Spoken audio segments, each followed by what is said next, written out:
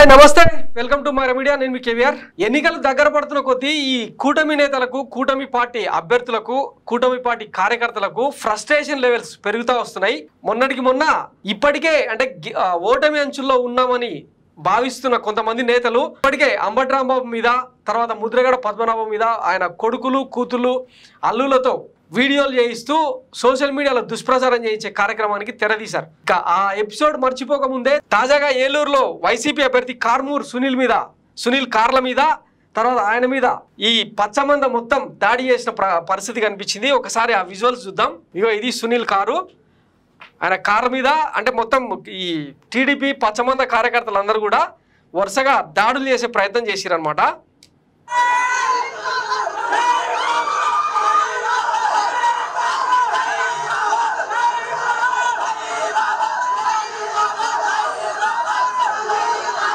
So విన్నారు కదా, జై బాబు అని పూనకాలు వచ్చినట్టు ఇష్టారాజ్యంగా వ్యవహరిస్తూ వస్తున్నారు.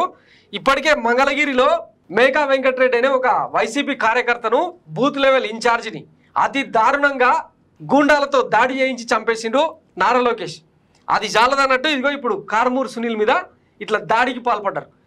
ఏం ప్రజాస్వామ్య దేశంలో ప్రజాస్వామ్య రాజ్యంలో ఒక అభ్యర్థి ప్రచారం చేసుకునే వెసులుబాటు లేదా? ఏమన్నట్టునో అధికార పార్టీ అరాచకాలు చేసింది, ఈ దుర్మార్గ పరిపాలనను గద్దెదించాలని చెప్పి పెద్ద పెద్ద స్లోగన్స్ ఇస్తుంటారు. మరి ఒక పార్టీ అభ్యర్థి మీద ఇట్లా దాడి చేయడానికి ఎవడు రైట్ ఇచ్చింది మీకు?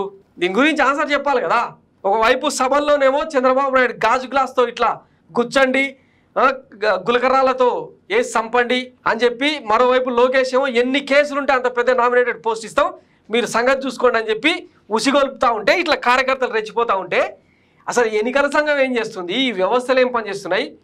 ఒకవైపు ఏమో డీజీపీని మార్చేస్తాం, ఇంకొక వైపు వైఎస్ జగన్కు సహకరించే నేత ఐఏఎస్ ఐపీఎస్లు అందరినీ మార్చేస్తున్నాం అనేమో పచ్చపత్రికల్లో వార్తలు రాస్తూ ఉంటారు. మరి ఈ దాడుల సంగతి ఏంది? ఎన్నికల సంఘం ఎన్నికల అబ్జర్వర్స్ ఏం చేస్తున్నట్టు? వీళ్ళు కంప్లైంట్ చేస్తేనేమో లైట్ తీసుకుంటారు, అదే పచ్చమంద జనసేన ఇతర బీజేపీ నాయకులు ఏమన్నా ఇస్తేనేమో వాటిని భూతద్దంలో పెట్టి చూసే ప్రక్రియ మొదలైంది ఆంధ్రప్రదేశ్లో.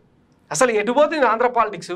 సో ఎవరిది దుర్మార్గ పాలనలో ఎవరిది దుష్ట చతుష్టయమో ఆలోచించుకోవాల్సిన టైం వచ్చేసింది. సో ఇట్లాంటి దాడులను ఎట్టి పరిస్థితుల్లో ఆంధ్ర ప్రజలు హర్షించరు. ఇట్లా చేయడం వల్ల ఓట్లు పడవు, ఇది గుర్తిస్తే మంచిది. Thanks for watching Myra Media. నేను మీ కేవీఆర్. Thank you.